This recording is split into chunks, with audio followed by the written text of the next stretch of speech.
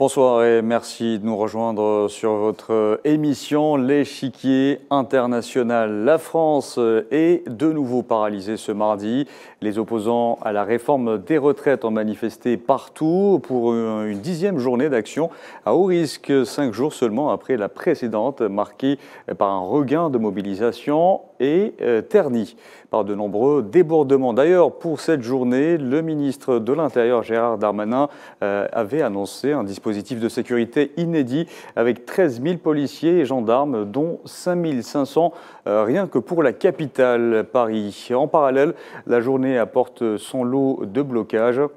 De nombreux secteurs en sont affectés, notamment les transports et l'éducation. Nous allons en parler aujourd'hui avec Gamal Abina, analyste politique, ainsi qu'avec notre journaliste Sofiane Baroudi, spécialiste des questions internationales. Messieurs, bonjour. Bonjour. Bonsoir. Alors restez avec nous. Tout d'abord, un point de la situation sur cette 10e journée de mobilisation signée Nariman Zekar.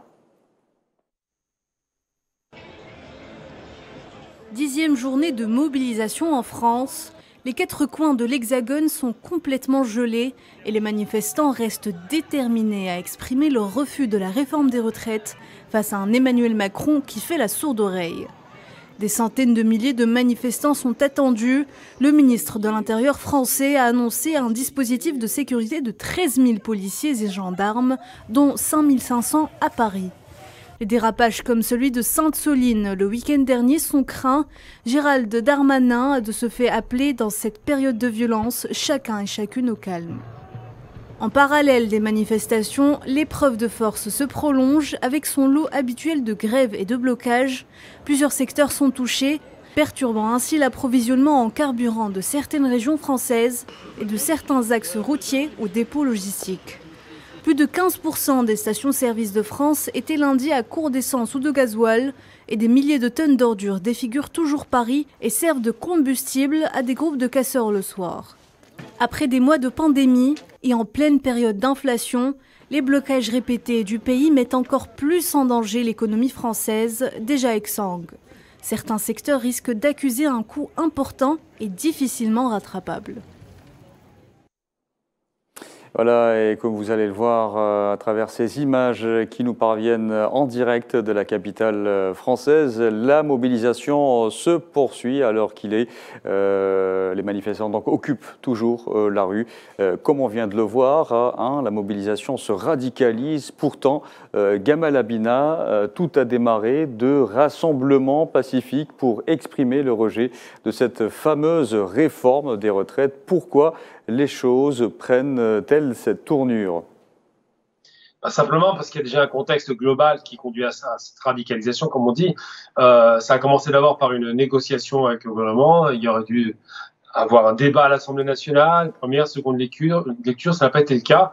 La posture gouvernementale est une posture extrêmement ferme qui ne fait aucune concession ni même discussion. Les syndicats qui se sont pour la première fois unis étaient en rang vraiment serré pour dire qu'ils étaient opposés à cette réforme parce qu'il n'y avait pas eu de négociation avec l'intersyndicale et simplement parce que il y a eu plusieurs épisodes avant même cette histoire de réforme de retraite. Il y a eu les Gilets jaunes, on s'en souvient. Il y avait ensuite, à la suite des Gilets jaunes, aussi des manifestations syndicales par rapport à ces réformes annoncées.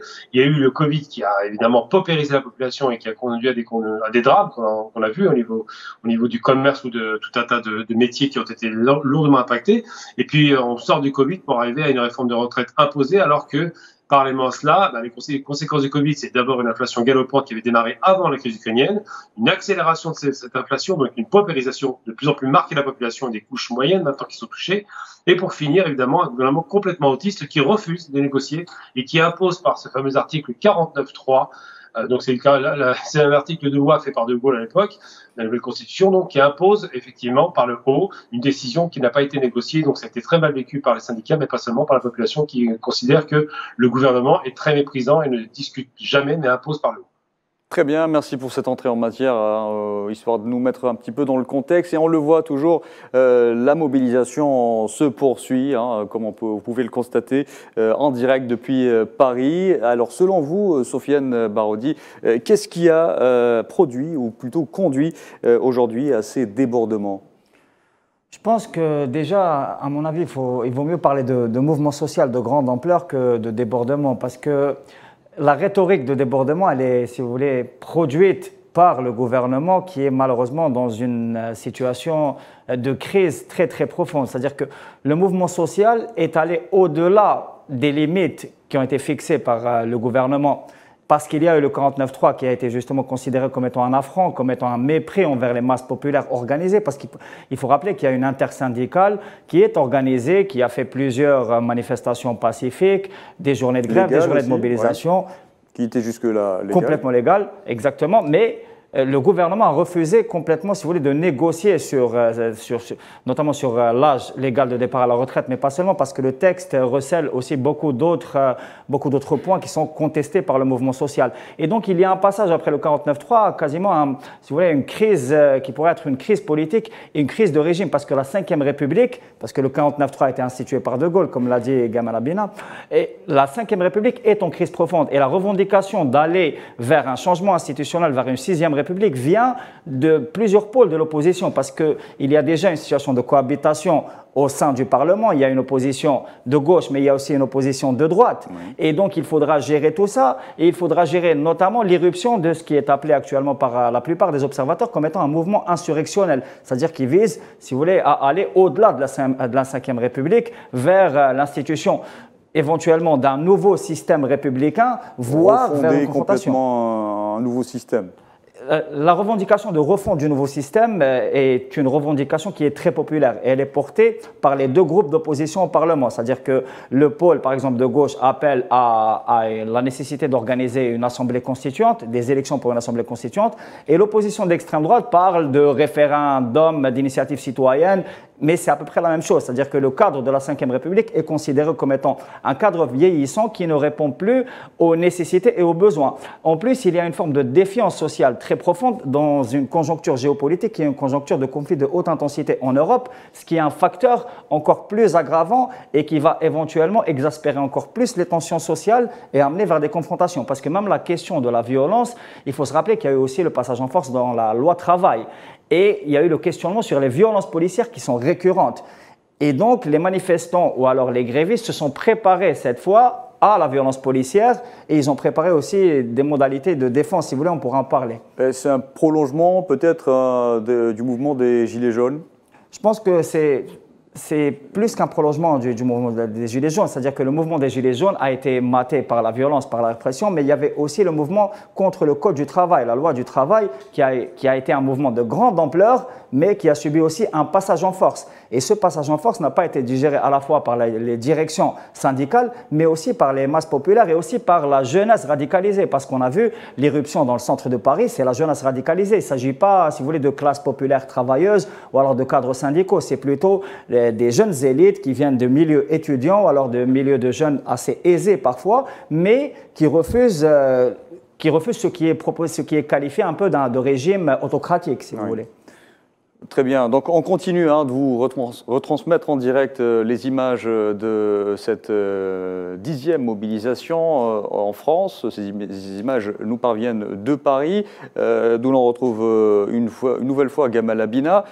Pour vous, est-ce un ras-le-bol exprimé une nouvelle fois par les Français au-delà du mouvement des Gilets jaunes, réprimé lui aussi ?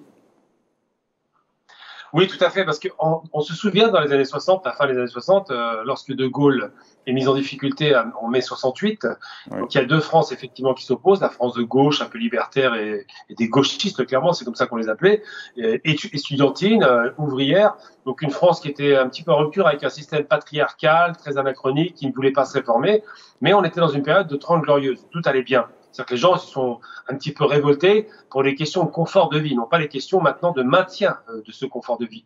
Aujourd'hui, c'est autre chose. On est dans un système effectivement très autocratique, ça vient d'être dit par Sofiane Baroudi, un système qui dirige par le haut et qui a une approche très méprisante vis-à-vis de la population, on le ressent très profondément. Lorsque M. Macron dit par exemple que les gens qui ne veulent pas cette réforme sont des irresponsables, il parle de la population, quand il leur parle d'une foule, il parle de la population, il y a toujours ce caractère un peu d'élite de classe méprisante qui dit « vous ne comprenez rien à rien ». bien, je suis un génie, je suis capable, je suis je vais rappeler le Mozart de l'économie. Bon, on voit bien le résultat aujourd'hui.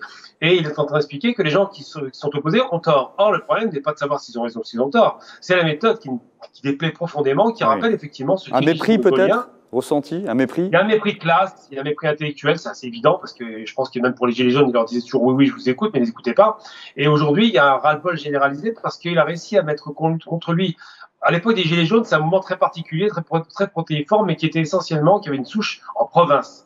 C'est-à-dire qu'il y avait un parisianisme qui était très favorable à Paris, donc les Parisiens étaient tranquilles chez eux, et les provinciaux qui descendaient à Paris. Donc pour des raisons qu'on a compris, d'hypercentralité du pouvoir, de l'économie, de la culture, et puis simplement de peur de voir que la vie économique se dégradait.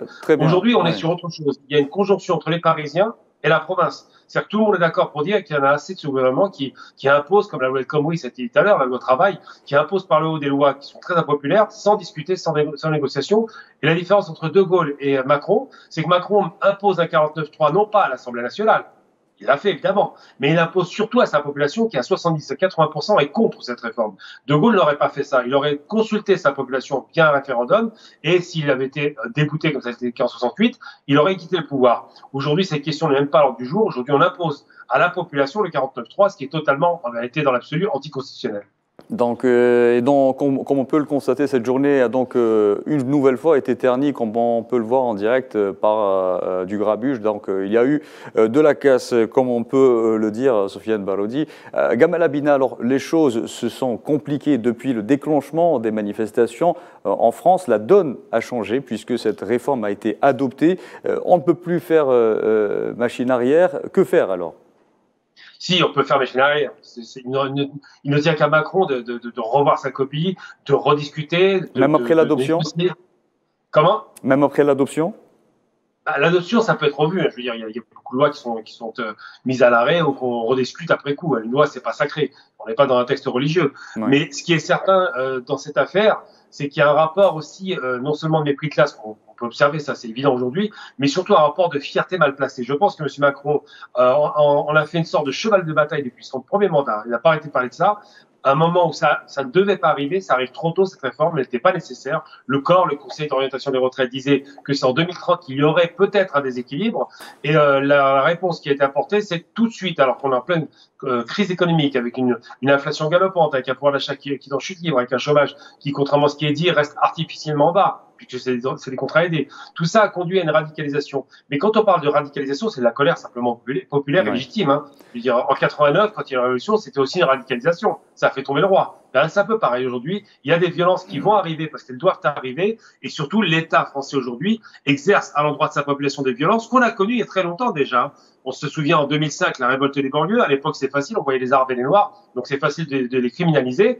Et bien, cette révolte généralisée de toute la France en 2005 se reproduit cette fois-ci avec quasiment 20 ans d'écart. Oui. Alors, Sofiane Barodi, comme vient de le souligner Gamal Abina, la réforme des retraites en France ne date pas d'aujourd'hui.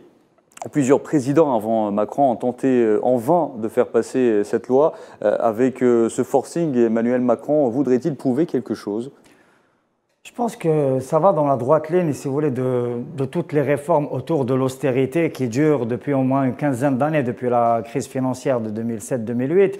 Et c'est justement cette insistance, si vous voulez, à vouloir faire passer des réformes qui sont impopulaires et contre les intérêts des classes populaires qui entraîne aussi, si vous voulez, la dureté du mouvement en résistance. C'est-à-dire qu'il y a de la part du président Macron une volonté de passage en force qui est claire, c'est-à-dire que dans sa logique à lui, la réforme est nécessaire pour l'équilibre économique. Mais de l'autre côté, du côté populaire, il y a un enchaînement et un cumul de réformes qui sont des réformes au service d'une oligarchie, parce qu'il y a aussi une considération qui dit que le pouvoir en France et en Europe plus généralement est entre les mains d'une oligarchie et que les intérêts des classes populaires ne sont pas pris en compte, qu'il y a un rouleau compresseur. Et ça ne concerne pas juste les classes populaires si vous voulez, urbaine. On a vu aussi ce qui s'est passé à Sainte-Soline, c'est-à-dire dans un environnement rural où il y a eu une répression accrue, parce qu'il y a la question de la répression et de la violence policière, elle est très importante. C'est inédite en France. Très importante. D'ailleurs, Macron s'est fait épingler par le Conseil de l'Europe. Ce n'est pas la première fois parce que c'est récurrent. Il y a de plus en plus, si vous voulez, de recherches qui prouvent que la violence policière est une violence institutionnelle, notamment dans les quartiers populaires, et qu'elle est héritée aussi, parce qu'il ne faut pas oublier l'héritage colonial de la Ve République, oui. L'héritage violent de la Ve République qui est né d'un coup d'État colonial. C'est très important parce que, en dernière analyse, c'est une forme de boucle qui est en train de se refermer parce que, comme je l'ai dit avant, il y a vraiment une volonté d'en finir avec la Ve République. Et peut-être que la Ve République va finir comme elle a commencé, parce qu'il y a une défiance, y compris, si vous voulez, ce n'est pas juste une opposition de classe. Il y a aussi si vous voulez, un problème de consensus qui est rompu au sein des classes dirigeantes. C'est-à-dire qu'il y a plusieurs courants à l'intérieur de l'État français, de l'État profond, qui n'arrivent plus à s'entendre. D'ailleurs, on a remarqué ça à travers différents incidents. Il y a eu dernièrement un événement important, l'annulation ou alors le report de la visite du roi d'Angleterre, Charles III, qui a été justement des résidus qui se sont accumulés et qui sont la conséquence donc de cette mobilisation. Je me retourne vers vous, Gamal Abina. Pourquoi donc cette réforme des retraites particulièrement est-elle toujours explosive en France ? D'abord parce que la réforme des retraites, c'est un vieux serpent de mer, ça vient d'être dit par Sofiane. Il faut savoir que c'est pas le premier président qui tente le coup. Depuis Juppé, dans les années 90, c'était déjà à l'ordre du jour. Vous voyez, 20 ans plus tard, on n'est pas encore dans un déficit chronique, mais on ne parle que de cela. Entre-temps, on a fait d'autres réformes. On a imposé, par exemple, la RDS, CSG, donc c'est pour combler le trou de la sécurité sociale, qui depuis très longtemps est comblé, maintenant on le sait. Et surtout, la question qui se pose aujourd'hui, c'est pas tellement la question de la réforme des retraites, parce que ça, c'est un élément déclencheur. Comme pour les gilets jaunes, c'était l'essence. On a dépassé largement le prix de l'essence qui était à craindre de l'époque des gilets jaunes. Mais aujourd'hui, la question qui se pose, c'est une question effectivement, ça vient d'être dit, de droit fondamental, de la représentation nationale, du citoyen représenté par l'Assemblée nationale, et surtout du poids à l'Assemblée qui a été balayé d'un revers de la main par un vote qui n'a pas eu lieu, alors qu'il aurait dû avoir lieu, parce que la démocratie, c'est quand même l'Assemblée. Et surtout, l'autre aspect, c'est de se poser. Alors en France, on a du mal à se poser les bonnes questions. J'ai eu l'occasion d'en parler à la radio récemment. Tout le monde trouve normal, quasiment, le 49.3 parce que c'est constitutionnel. Sauf que ma réponse, elle est très simple. Au nom de quoi, suite, et c'est vrai, Sofiane l'a dit à l'instant, d'un coup d'État militaire. M. de Gaulle n'est pas un civil, c'est un militaire qui prend le pouvoir après le coup des généraux en Algérie. Il prend le pouvoir de force quasiment, il installe un pouvoir ultra présidentiel, très puissant, quasiment tout puissant, parce qu'on le voit avec le 49.3 aujourd'hui. Au nom de quoi, et démocratie a un article de loi, article 49 alinéa 3, qui dit, si l'Assemblée n'est pas d'accord, eh bien, nous, pas la poser. Ça, c'est problématique parce qu'il n'y a aucune démocratie dans le monde où ce système n'existe. Ça n'existe nulle part. Donc, c'est un vrai problème en termes de démocratie, de représentation nationale. Peut-être que ça existe dans un pays, ou du moins prétendu pays. Vous faites bien de souligner ce point précisément, parce que j'aimerais faire un petit parallèle avec vous et avec Sofiane Barodi, avec les manifestations qui ont secoué l'entité sioniste et qui ont conduit justement le Premier ministre Benjamin Netanyahou de suspendre la réforme judiciaire. Cela plutôt pourra-t-il influencer de quelque manière que ce soit Elisabeth Borne ? C'est me poser la question. En France, bon, Israël, les sionistes, donc, c'est un État qui est fondamental allemand et français. Allemand pour le modèle de ce qu'on appelle le romantisme allemand, donc le rêve de partir à la campagne, les Debussy. Français parce qu'effectivement, le principe républicain s'appuie un peu sur le principe français. Même s'il y a la Cour suprême, même s'il y a un système un peu anglo-saxon, on retrouve quand même le principe républicain laïque qui a fondé l'État d'Israël. Et donc, cette idée de séparation des pouvoirs est une idée qui est cardinale. Eh bien, on a le même sentiment entre ce qui se passe dans l'État sioniste et en France, c'est qu'il y a une confiscation des pouvoirs par un Premier ministre, c'est l'État sioniste, ou par le président en France qui nomme sa Premier ministre, enfin c'est lui qui parle. Il y a une confiscation du pouvoir, donc un manque de séparation de pouvoir, parce qu'effectivement, la loi se fait par l'Assemblée nationale, elle ne se fait pas par la direction politique du pays. Eh bien, on assiste à ça, cette dérive aussi en Palestine occupée, parce que précisément, ces hommes ont une avidité de pouvoir et une peur d'être contestés. Sauf que, dans les deux cas de figure, dans les cas plus graves, en France, les violences policières sont un facteur aggravant. On observe et filme tous les jours que les policiers usent et abusent de la force. la fameuse Brave M, par exemple, qui commence à vraiment exacerber les tensions de plus en plus fortes, exaspérer la population française, parce qu'ils ont le sentiment non seulement de ne pas être entendus, en plus d'être réprimés. Et il y a un nouveau concept qui est sorti, c'est ces fameuses manifestations sauvages. Alors que le droit de manifester, qu'il y ait ou pas autorisation de la préfecture, est un droit constitutionnel. Ouais. Donc on a inventé ce concept-là pour empêcher les manifestations de se faire. Très bien, Sofiane Baroni, je vous retourne la question. Donc, ce qui se passe en France, on a tendance à faire un petit peu à y voir quelques points de similitude. Benjamin Netanyahou a suspendu, donc a gelé la réforme judiciaire. Cela pourrait-il influencer le gouvernement français? Moi, je pense qu'il y a une correspondance entre ce qui se passe ici et là, parce qu'à mon avis, il y a eu vraiment une crise du mythe de la démocratie libérale tel qu'il a été connu après la Seconde Guerre mondiale.